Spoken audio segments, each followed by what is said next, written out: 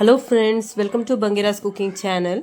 ಇವತ್ತಿನ ರೆಸಿಪಿ ಜೀಗುಜ್ಜೆ ಸುಕ್ಕ ಮಾಡ್ತಾ ಇದ್ದೀನಿ. ಮಂಗಳೂರು ಶೈಲಿಯಲ್ಲಿ, ಮಂಗಳೂರು ಕಡೆ ಹೆಚ್ಚಾಗಿ ಮಾಡ್ತಾರೆ ಜೀಗುಜ್ಜೆ ಸುಕ್ಕ. ಇದು ಬ್ರೆಡ್ ಫ್ರೂಟ್ ಅಂತ ಕೂಡ ಹೇಳ್ತಾರೆ. ತುಂಬ ಚೆನ್ನಾಗಿರ್ತದೆ. ನೀವು ಉಂಟಲ್ಲ, ಚಿಕನನ್ನು ಮರ್ತೇ ಬಿಡ್ತೀರಿ ಈ ಥರ ಸುಕ್ಕ ಮಾಡಿದರೆ. ತುಂಬ ಚೆನ್ನಾಗಿರ್ತದೆ ಜೀಗುಜ್ಜೆ ಸುಕ್ಕ. ಒಮ್ಮೆ ಟ್ರೈ ಮಾಡಿ ನೋಡಿ. ಮಂಗಳೂರು ಕಡೆ ಮಾಡುವಂತಹ ಜೀಗುಜ್ಜೆ ಸುಕ್ಕ ತುಂಬ ರುಚಿ ಇದೆ ನೋಡಿ. ಚೆನ್ನಾಗಿ ಬೆಳೆತಿರುವಂತಹ ಜೀಗುಜ್ಜೆ ತಗೊಳ್ಬೇಕು. ಎಳೆಯದಾದರೆ ಚೆನ್ನಾಗಿರೋದಿಲ್ಲ, ಗಟ್ಟಿ ಗಟ್ಟಿ ಇರ್ತದೆ. ಈ ಥರ ಇದು ನೋಡಿ, ಚೆನ್ನಾಗಿ ಬೆಳೆತಿದೆ. ದೊಡ್ಡ ಜೀಗುಜ್ಜೆ. ಇದು ಫುಲ್ ಮಾಡೋದಿಲ್ಲ ನಾನು, ಇದರ ಅರ್ಧ ಮಾಡೋದು. ನಮಗೆ ಜಾಸ್ತಿ ಆಗ್ತದೆ ಇದು ಫುಲ್ ಮಾಡಿದರೆ.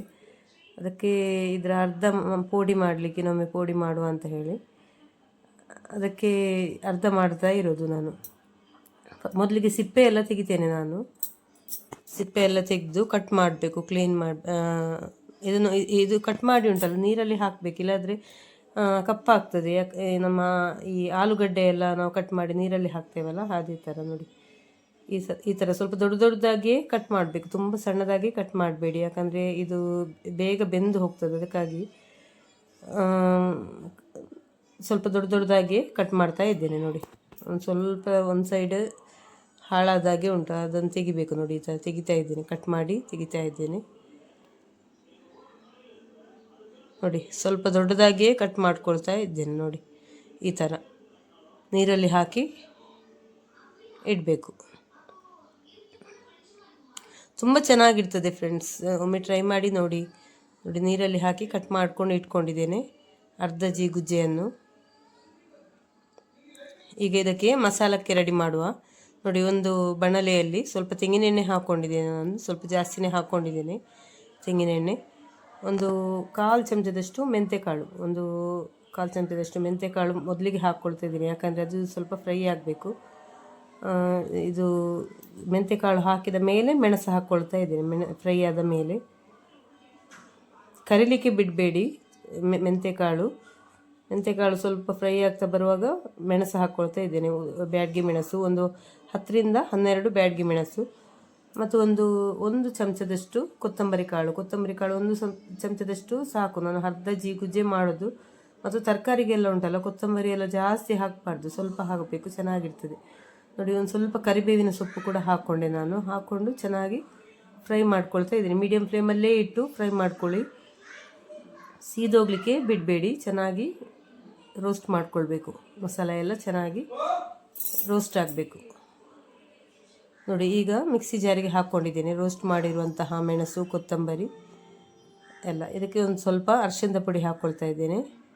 ಒಂದು ಸಣ್ಣದೊಂದು ಈರುಳ್ಳಿ ರಫ್ ಆಗಿ ಕಟ್ ಮಾಡಿಕೊಂಡು ಹಾಕ್ಕೊಂಡಿದ್ದೇನೆ, ಹಸಿ ಈರುಳ್ಳಿ. ಮತ್ತು ಒಂದು ಅರ್ಧ ಚಮಚದಷ್ಟು ಜೀರಿಗೆ, ಹಸಿ ಜೀರಿಗೆ, ಅದು ಕೂಡ ರೋಸ್ಟ್ ಮಾಡಲಿಲ್ಲ.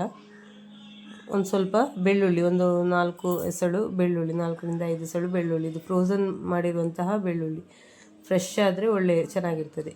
ಒಂದು ಸಣ್ಣ ಪೀಸ್ ಹುಣಸೆ ಹಣ್ಣು ಹಾಕ್ಕೊಂಡಿದ್ದೀನಿ, ತುಂಬ ಹಾಕ್ಕೊಳ್ಬೇಡಿ. ಹುಣಸೆ ಹಣ್ಣು ಸ್ವಲ್ಪ ಸಣ್ಣದೊಂದು ಪೀಸ್ ಹಾಕ್ಕೊಂಡಿದ್ದೀನಿ. ಸ್ವಲ್ಪ ನೀರು ಹಾಕ್ಕೊಂಡು ಫೈನಾಗಿ ಪೇಸ್ಟ್ ಮಾಡ್ಕೊಳ್ತೇನೆ. ಇದು ಮಸಾಲ ನೋಡಿ, ಫೈನಾಗಿ ಪೇಸ್ಟ್ ಮಾಡ್ಕೊಂಡಿದ್ದೀನಿ. ಇಲ್ಲಿ ನಾನು ಒಂದು ಸ್ವಲ್ಪ ನೀರು ಹಾಕ್ಕೊಂಡು ಜೀಗುಜ್ಜೆಯನ್ನು ಬೇಯಲಿಕ್ಕೆ ಇಟ್ಕೊಳ್ತಾ ಇದ್ದೀನಿ, ಸ್ವಲ್ಪ ಉಪ್ಪು ಹಾಕ್ಕೊಂಡು.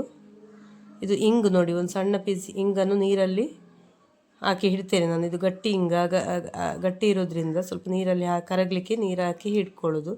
ಇಲ್ಲಾಂದರೆ ಪೌಡರ್ ಕೂಡ ಯೂಸ್ ಮಾಡ್ಬೋದು, ಆದರೆ ಇದು ಚೆನ್ನಾಗಿರ್ತದೆ, ಒಳ್ಳೆಯದೇ ಇರ್ತದೆ ಗಟ್ಟಿ ಇಂಗಾದರೆ. ಇದು ಜೀಗುಜ್ಜೆಯನ್ನು ಉಪ್ಪು ಹಾಕಿ ಬೇಯಲಿಕ್ಕೆ ಇಟ್ಕೊಂಡಿದ್ದೇನೆ. ಅದು ಬೇಯುವಷ್ಟರಲ್ಲಿ ನೋಡಿ ಈ ಮಸಾಲ ರೆಡಿಯಾಗಿ, ಮಸಾಲ ಗ್ರೈಂಡ್ ಮಾಡ್ಕೊಂಡಿದ್ದೇನೆ ನಾನು. ಈಗ ನೋಡಿ 1 ಕಪ್ನಷ್ಟು ತೆಂಗಿನಕಾಯಿ ತುರಿ ತಗೊಂಡಿದ್ದೇನೆ.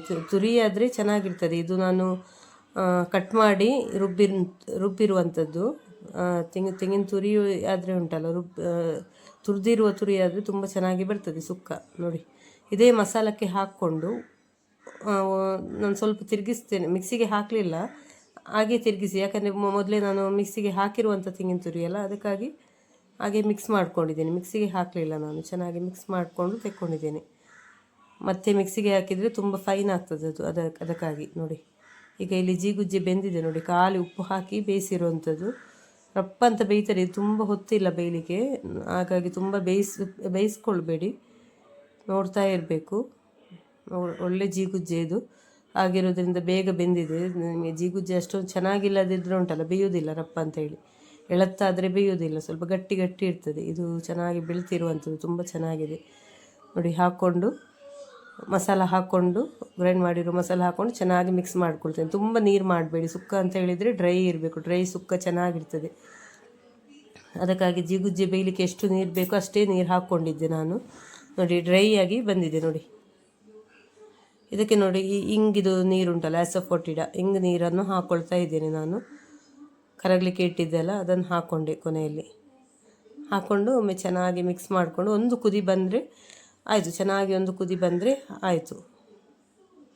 ತುಂಬ ಸೂಪರಾಗಿರ್ತದೆ ಫ್ರೆಂಡ್ಸ್. ನಿಮಗೆ ಚಿಕನ್ ಎಲ್ಲ ಬೇಕಂತಲೇ ಇಲ್ಲ, ಈ ಥರ ಒಮ್ಮೆ ಮಾಡಿ ನೋಡಿ ಜೀಗುಜ್ಜೆ ಸುಕ್ಕ. ನೀವು ಮತ್ತೆ ಹೇಳ್ತೀರಿ ನನಗೆ. ನೋಡಿ ಮುಚ್ಚಿಟ್ಟಿದ್ದೇನೆ ಸ್ವಲ್ಪ ಕುದಿಲಿ ಅಂತ ಹೇಳಿ.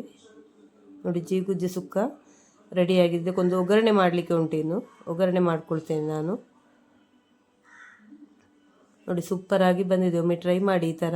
ಜೀಗುಜ್ಜೆ ತರಕಾರಿ ಎಲ್ಲ ಆದರೆ ಉಂಟಲ್ಲ, ಈ ಥರ ತರಕಾರಿ ತಿನ್ನುವವರಿಗೆ ಅದು ತುಂಬ ಇಷ್ಟಪಡ್ತಾರೆ.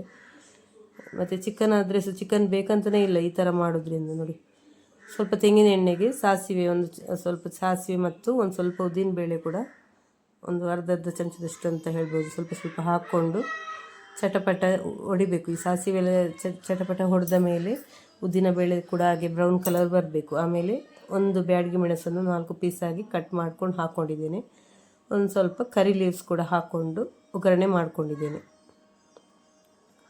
ಚೆನ್ನಾಗಿ ಫ್ರೈ ಆದ ಮೇಲೆ ಇದಕ್ಕೆ ಜೀಗುಜ್ಜೆಗೆ ಸುಕ್ಕಕ್ಕೆ ಹಾಕ್ಕೊಂಡೆ. ನೋಡಿ ಸೂಪರಾಗಿರ್ತದೆ ಫ್ರೆಂಡ್ಸ್. ನೀವು 1 ಬಟ್ಲು ಊಟ ಮಾಡುವವರುಂಟಲ್ಲ, 2 ಬಟ್ಲು ಊಟ ಮಾಡ್ತೀರಿ ಈ ಥರ ಜೀಗುಜ್ಜೆ ಸುಕ್ಕ ಇದ್ದರೆ. ಚಿಕನ್ ಮಟನ್ ಯಾವುದು ಕೂಡ ಬೇಡ. ನೋಡಿ ಸೂಪರಾಗಿ ಬಂದಿದೆ ಜೀಗುಜ್ಜೆ ಸುಕ್ಕ.